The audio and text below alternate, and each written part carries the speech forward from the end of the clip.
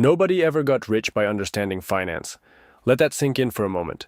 The most financially successful people in history, the ones who built generational wealth, who turned nothing into something that outlasted them, almost none of them started with a spreadsheet. They started with a number. One number, written on whatever was nearby, a cocktail napkin, the back of a receipt, a torn corner of a paper bag sitting on a diner table in Omaha. The myth that financial planning requires complexity is perhaps the most expensive lie the modern world has ever sold you. And it has cost you, not thousands of dollars, not tens of thousands. Over the course of your working life, the cost of this myth runs into the hundreds of thousands, maybe more. The complexity didn't protect you. The complexity paralyzed you. And paralysis in the financial world is the same as moving backward. Here's the paradox at the heart of everything. The more sophisticated your financial tools, the less likely you are to use them. A 17-tab Excel model with color-coded cells and drop-down menus and a net present value calculator sits untouched on your desktop for 11 months. A number written on a napkin gets folded into your wallet and looked at every single day. One of these changes behavior. One of these changes lives. The tools designed to help you plan your future have, in aggregate, prevented more people from planning their future than any economic crisis, any job loss, any market crash. Because the first barrier to financial freedom isn't money, it's starting, and complexity is the enemy of starting. Think about a snowball, not as a metaphor for wealth, you've heard that before. Think about the physics of a snowball. A snowball sitting still on flat ground does nothing. It doesn't grow. It doesn't move. It just sits there, slowly losing mass to the ambient temperature, getting smaller as the air around it steals its substance. That is what your money does when you don't have a plan. Not even a dramatic loss, just a slow, invisible, steady theft by inflation, by impulse spending, by the sheer gravitational pull of the present moment. But put that snowball at the top of a hill, even a gentle slope, nothing dramatic, and the physics change completely. It doesn't need you anymore. It picks up snow as it rolls. It gains mass. The mass increases its momentum. The momentum picks up more snow. The snowball that was barely the size of your fist at the top becomes something enormous and unstoppable at the bottom. The hill didn't care about your feelings. The hill didn't ask for your credentials. The hill just needed you to place the snowball and let go. That is what a financial plan on a napkin does. It finds you the hill. It points you toward the slope. After that, physics takes over. You just have to place the snowball. The tragedy of the modern financial advice industry is that it spent decades convincing you that the hill was too complicated to find on your own, that you needed a guide, a software license, a certified professional, a 47-page report, a risk tolerance questionnaire, and a follow-up meeting scheduled 6 months in advance. And then, when all of that felt overwhelming, when you sat down on a Sunday afternoon to finally get your finances in order and found yourself staring at a blank spreadsheet at midnight, more confused than when you started, you closed the laptop and told yourself you'd try again next month. Next month became next year. Next year became a decade. And the snowball sat on flat ground, getting smaller, while the hill waited patiently for you to stop overthinking and just start rolling. So here is what we're going to do. We're going to build your entire financial future on a napkin. Not a metaphorical napkin, a real one. 5 numbers, 5 relationships between those numbers, 1 direction. That's the whole model. And by the time you understand why these 5 numbers are the only 5 numbers that matter, you will never look at a financial planning spreadsheet the same way again. The first thing your brain does when you talk about money is lie to you. Not maliciously, structurally.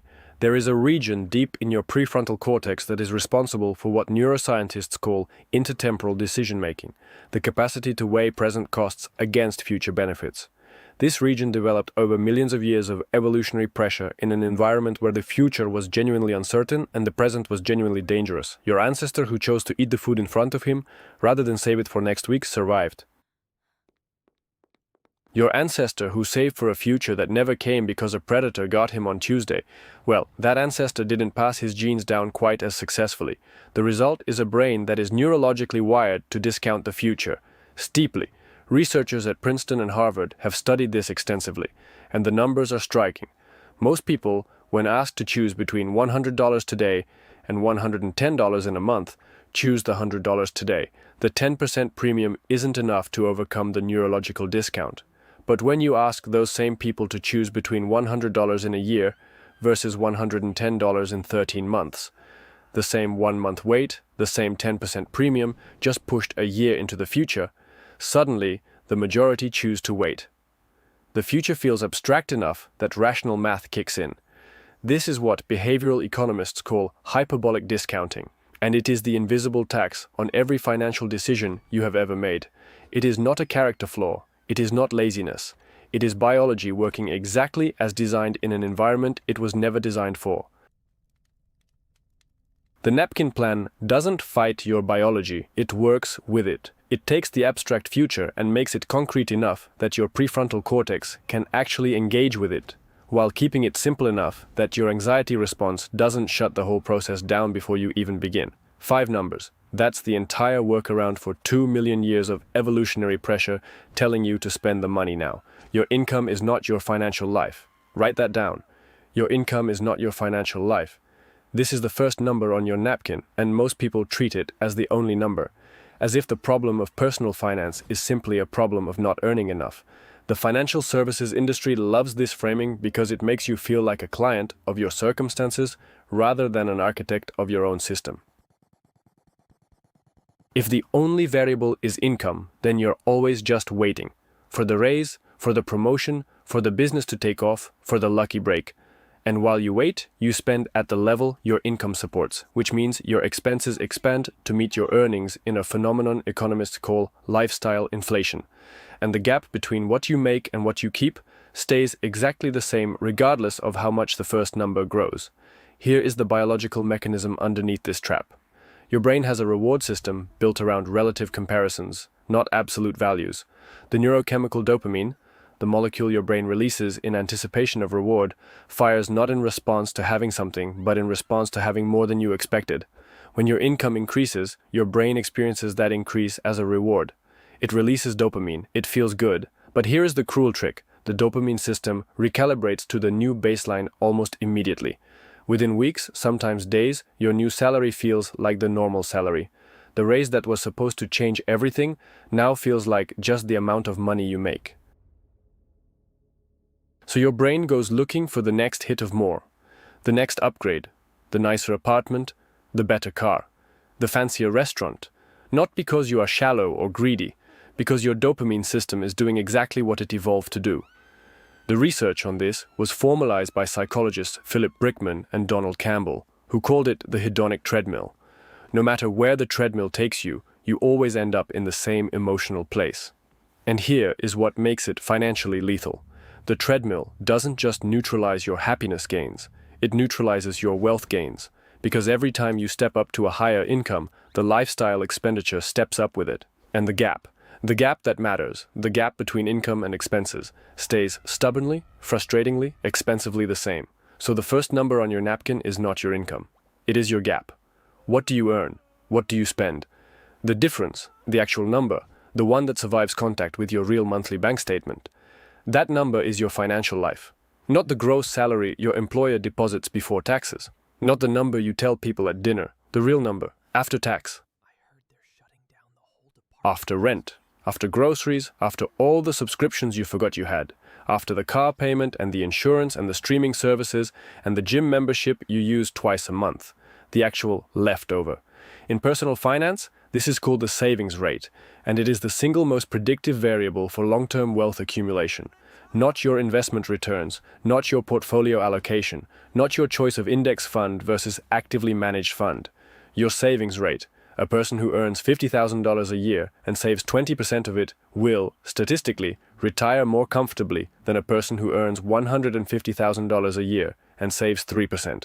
The math is merciless on this point. It has no feelings about it whatsoever. Write the gap on your napkin. That's number 1.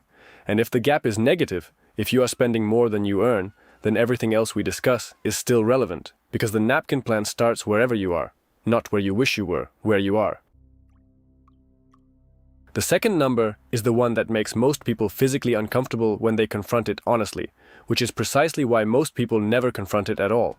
It is the number of years you have until your circumstances force a change. Usually retirement, but not always. Sometimes it's a health event, sometimes it's the care of an aging parent, sometimes it's a business opportunity that requires capital you either have or don't. Whatever your forcing function is, there's a number of years between now and then, and that number is doing something in the background of every financial decision you make, whether you acknowledge it or not. The people who acknowledge it make better decisions. The people who ignore it feel vaguely anxious about money, in a way they can never quite name. Because anxiety without a specific object is just the brain's way of processing a threat it can sense, but cannot articulate. Your brain knows the clock is running. It knows the slope is finite. It knows the snowball needs to start rolling at some point. The anxiety you feel about money is, in large part, the physical experience of time passing while the snowball sits still. This number, your years, is the multiplier.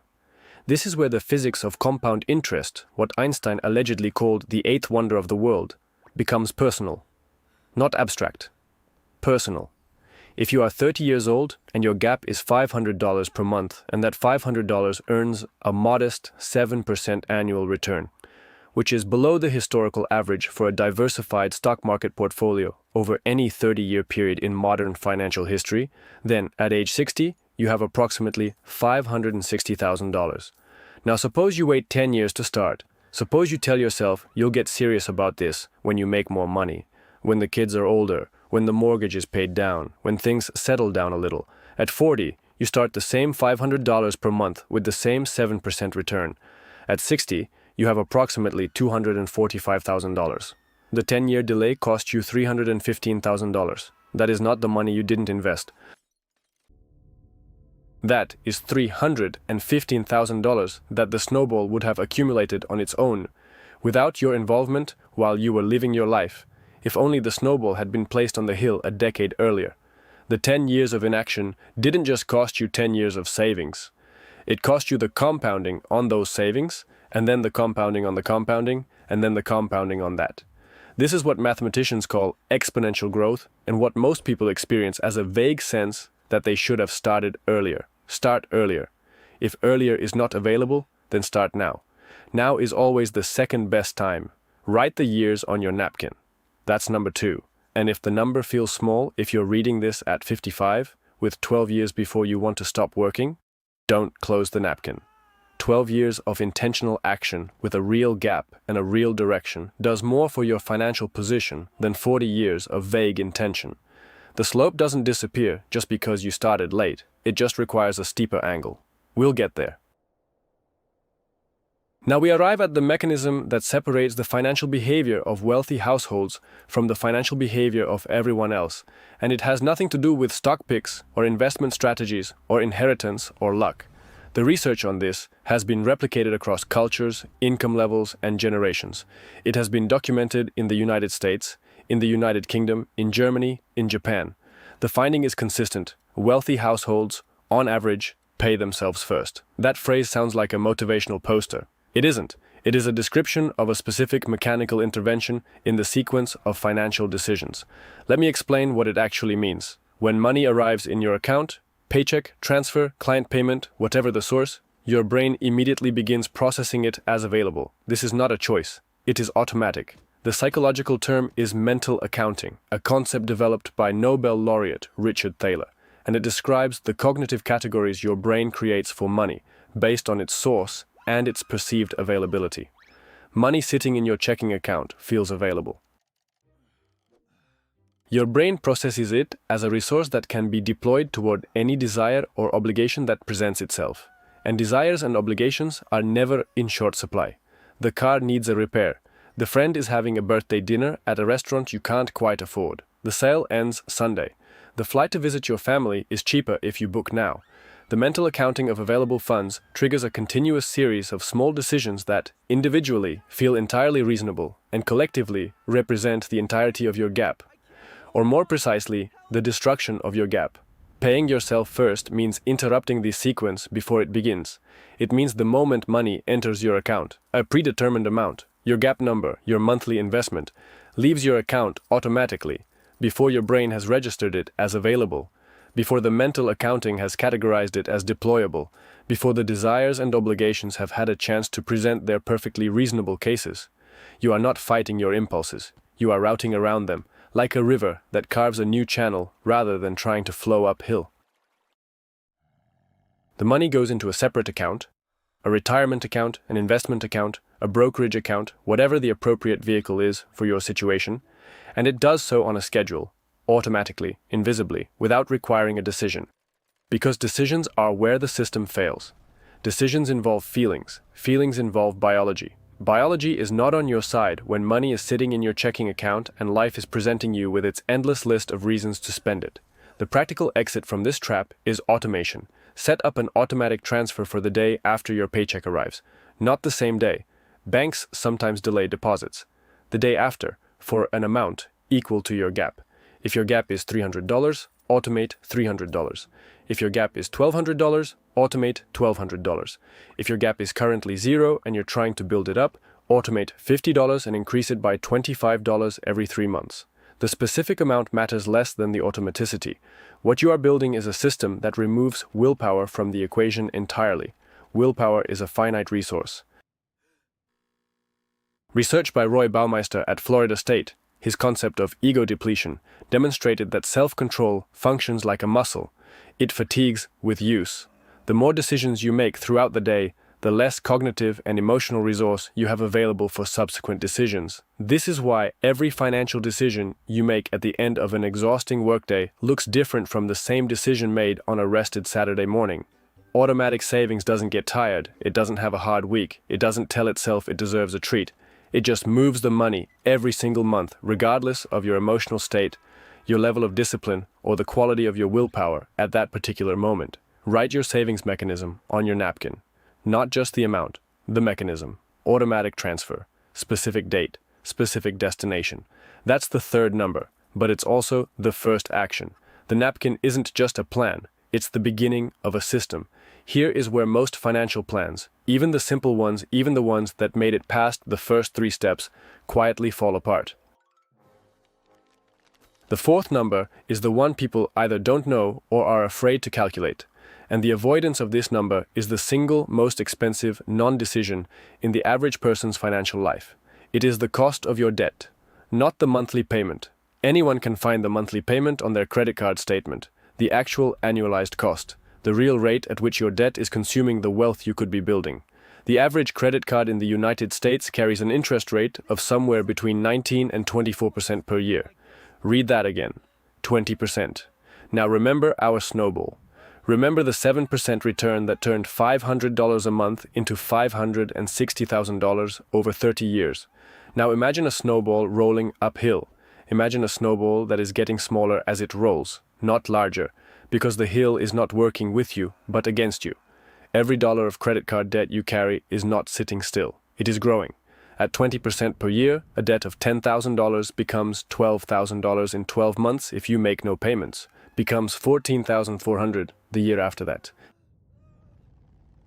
The snowball effect, the beautiful, powerful, unstoppable physics of compounding, works just as well in reverse.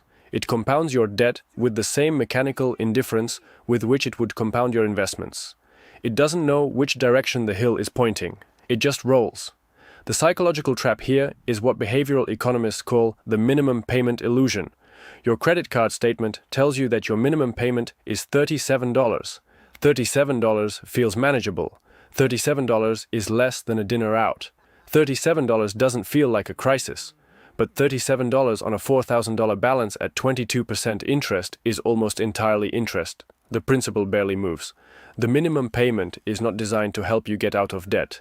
It is designed to keep you in debt for as long as mathematically possible while extracting the maximum amount of interest. It is one of the most elegant and ruthless financial instruments ever designed, and it is presented to you as a convenience. Pay what you can afford whenever you can. That's the message. The translation is, we will collect 22% on the balance for as long as you allow us to, and as long as the balance feels manageable in monthly payment terms, most people allow it indefinitely. The exit from this trap is a calculation and a priority inversion. The calculation, take your current high-interest debt and multiply it by your interest rate. That number is what debt is costing you annually. If you have $15,000 in credit card debt at 21%, debt is costing you $3,150 per year. Without your permission, without a decision, automatically and relentlessly, in interest alone. Now compare that number to the return you're getting on your investments. If you're earning 7% on your investments and paying 21% on your debt, You are losing 14% per year on every dollar that is simultaneously invested and in debt. The mathematically correct action, not morally, not philosophically, mathematically, is to pay down the high-interest debt before building investment savings beyond any employer match that gives you an immediate, guaranteed return. This is not sacrifice. This is arbitrage in reverse. You are eliminating a guaranteed loss before chasing an uncertain gain. Write the cost of your debt on your napkin, not the balance. The annualized interest cost. That number. Look at it. Let your brain register it as a real number, not an abstract one, then write next to it. Eliminate this before growing that. The fourth number on your napkin is the number you're bleeding, and until you see it for what it is, you'll keep investing on one side while hemorrhaging on the other. The fifth and final number is the one that gives everything else its purpose. Without it, the napkin is just arithmetic. With it, the napkin becomes a compass. This number is your freedom number, the specific amount of money your future self needs to live, monthly, without working. Not the amount you want to have in an account. Not a vague large number that sounds impressive. The actual monthly expenditure your life requires, with a modest buffer for reality, multiplied by a factor that accounts for how long you'll need it to last. This is the destination on the hill. This is where you point the snowball. Most people have never calculated this number. When asked what they need to retire, the most common answers are vague. $1 million, $2 million, I'll know it when I have it.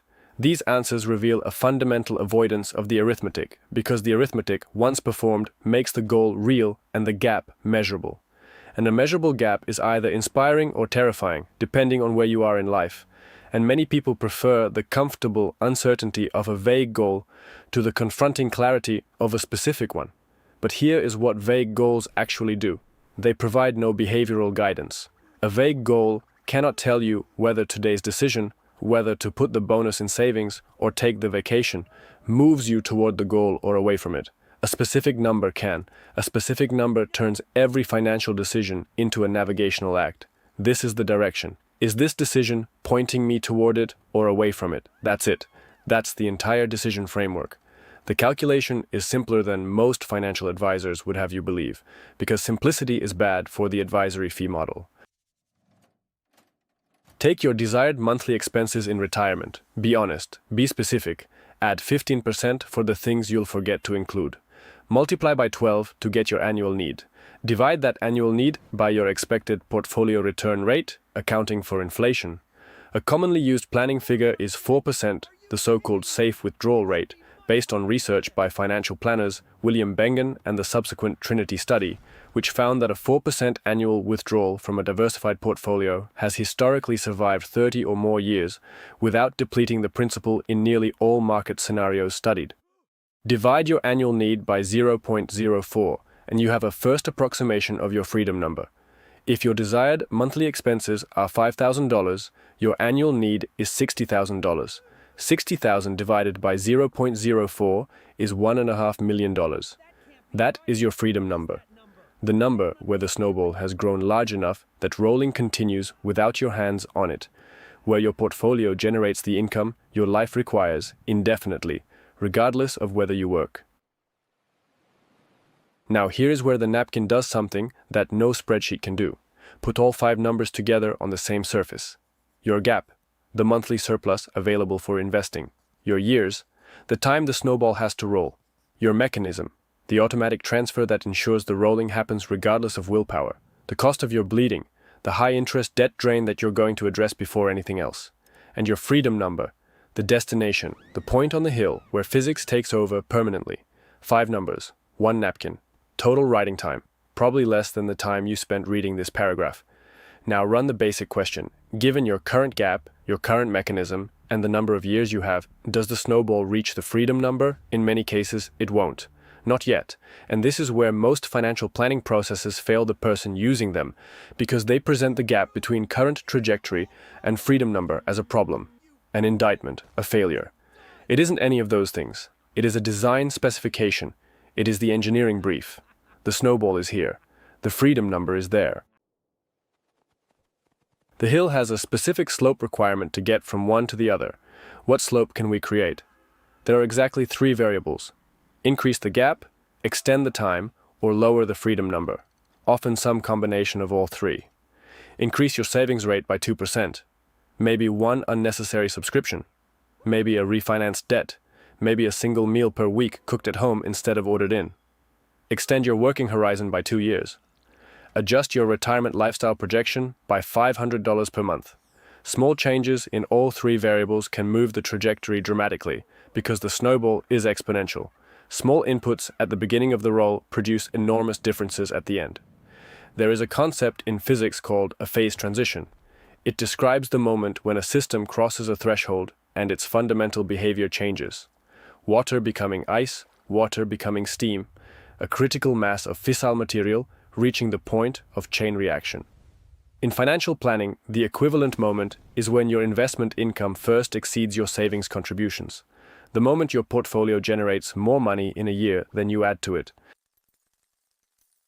At that point, the system has crossed a phase transition. You are no longer primarily a person who saves money. You are primarily a person whose money makes money.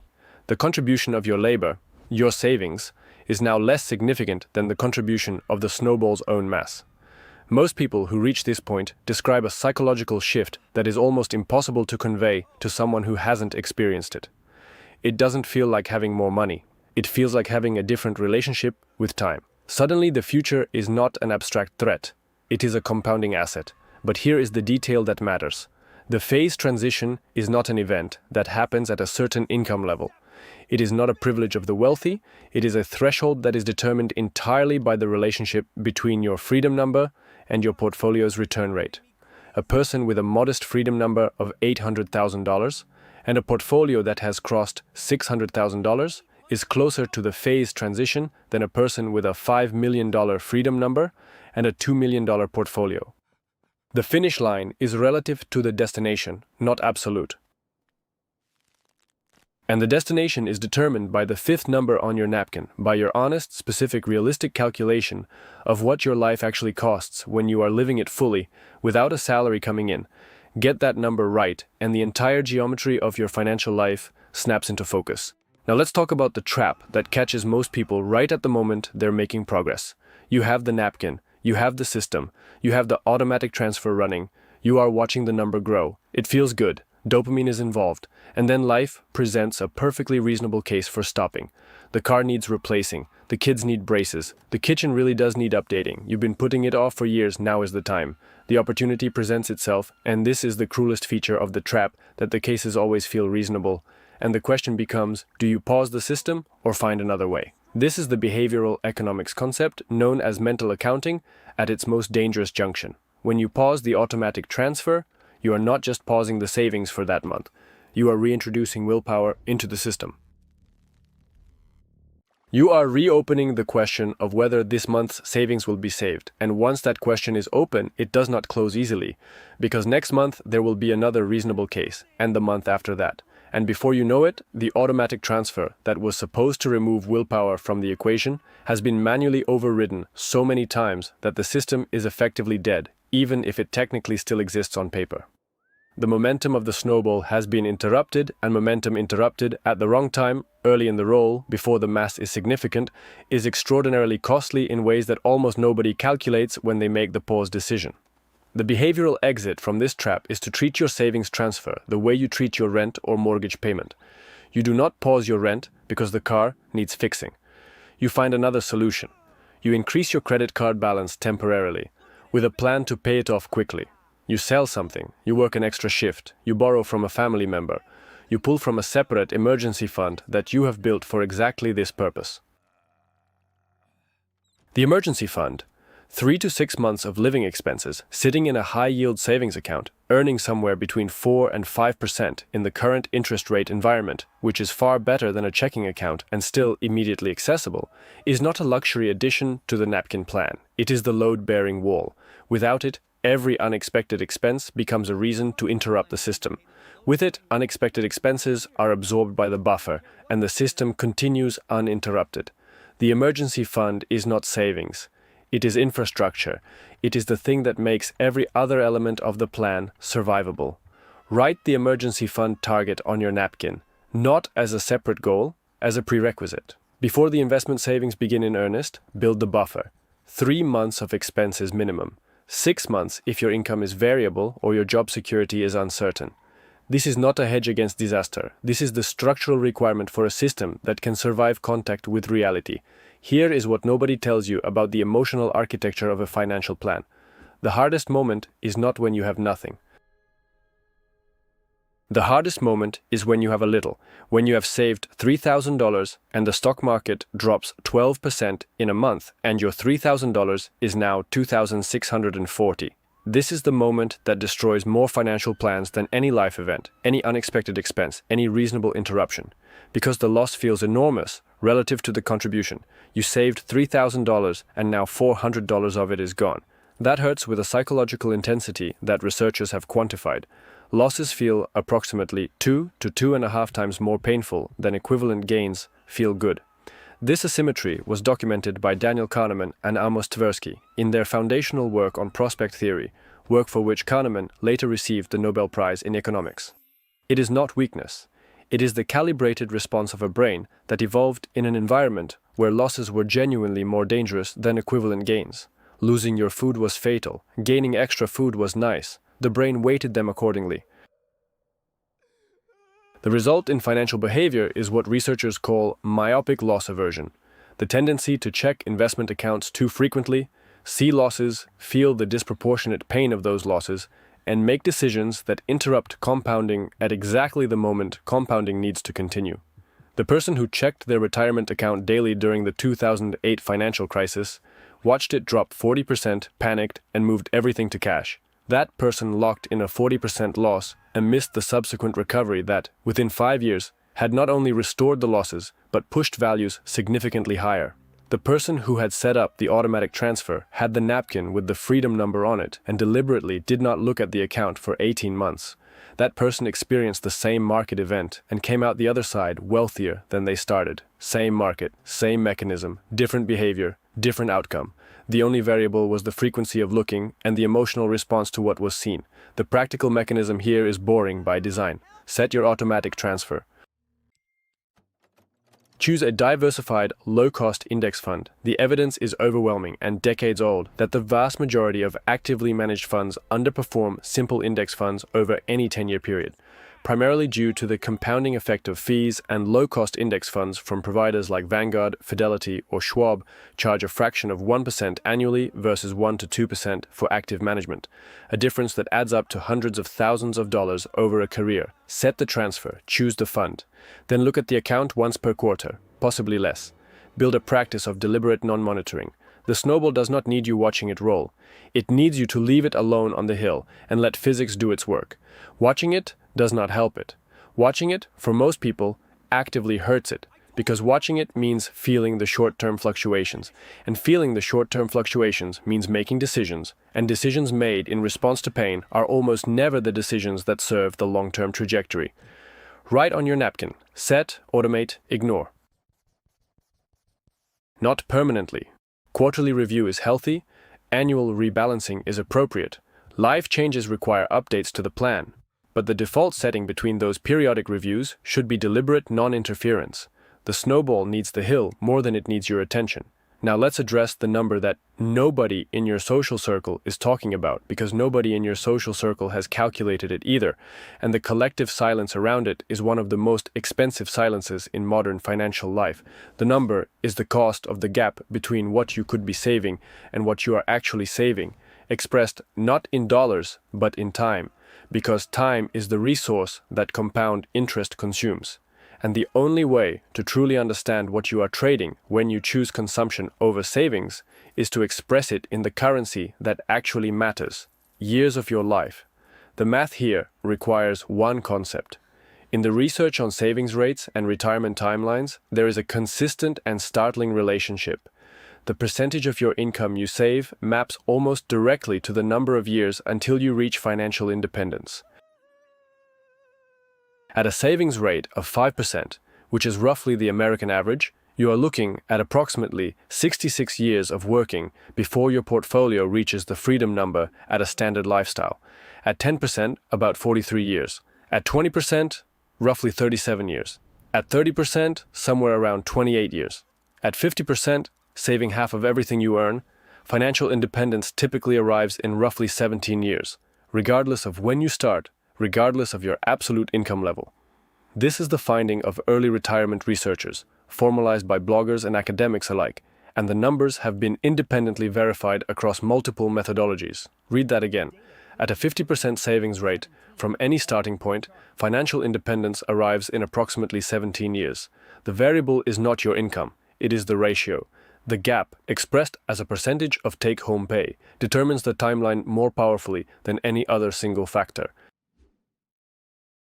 The person earning $40,000 and saving $20,000 of it is on the same timeline as the person earning $200,000 and saving $100,000 of it. Different absolute numbers, identical ratio, identical timeline.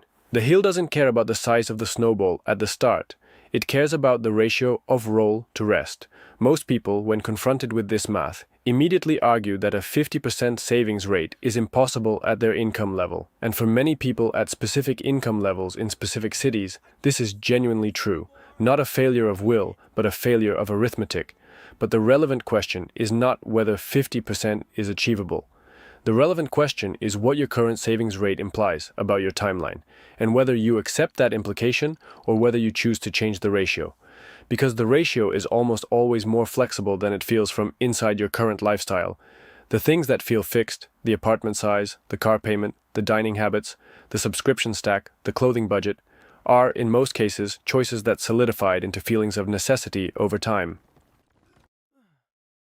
Not because they are necessary, because they became normal, and normal is the most powerful financial force in most people's lives. More powerful than interest rates, more powerful than investment returns, more powerful than income growth. Because normal is what you spend without deciding, and what you spend without deciding is the snowball that never gets placed on the hill. Write your savings rate on your napkin, not as a fixed number but as a percentage. And next to it, write the word target and a new percentage. The ratio you want to reach within 12 months. Not where you'll be comfortable, where the math says you need to be. Then build a specific path from one to the other. 2 percentage points in the next 3 months, from an eliminated subscription and a reduced dining budget. 2 more in the following 3 months, from a debt payoff freeing up a monthly payment. 2 more from a second income stream, a side project, a skill monetized. 12 months, 6 percentage points, your savings rate moves from 8% to 14%, and your timeline contracts by years. Here is what the napkin plan gives you that no spreadsheet ever can. It gives you the experience of clarity, not the knowledge of your numbers, though that is valuable. The felt sense, the bodily experience of knowing what your life is actually doing right now and what it is building toward. Most people go through their entire financial lives in a state of background anxiety that they cannot quite name. They earn, they spend, they occasionally save, they vaguely know they should be doing more. The anxiety is the gap between what they sense is happening, the snowball sitting still, the hill waiting, and what they cannot bring themselves to quantify, because quantifying it means confronting the distance from the destination. The napkin does not eliminate that distance, it makes it visible. And visible distance is a fundamentally different experience than invisible distance. Invisible distance generates anxiety. Visible distance generates a plan, 5 numbers, 1 napkin, gap, the monthly surplus between income and expenses, years, the time the compounding engine has to run, mechanism, the automatic transfer that runs the engine without your involvement. Cost of bleeding, the high-interest debt draining your capacity. Freedom number, the destination, the phase transition, the point where the snowball rolls itself. These 5 numbers, honestly calculated and written in the same place at the same time, do something that no amount of financial sophistication can replicate. They make your financial life coherent. They transform a collection of disconnected anxieties into a single, navigable system. The research on this, on the psychological effect of written financial goals versus unwritten ones, is consistent across multiple studies. People who write their financial goals down are significantly more likely to achieve them. Not because the writing is magic, because the writing forces the specificity, and specificity is where vague intentions become actionable behavior. A goal that exists only in your head can always be modified by your mood, your circumstances, your rationalizations. A number on a napkin in your wallet is just a number. It doesn't care about your mood. It doesn't accept modifications based on how your week went. It just sits there, specific and patient, waiting for you to either move toward it or acknowledge that you're moving away from it. Carry the napkin. Look at it. Not obsessively.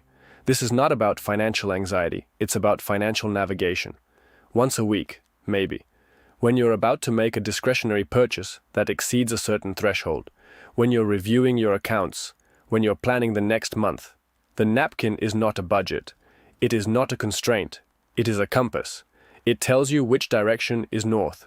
Everything else, every individual decision, every trade-off, every sacrifice and splurge is yours to make.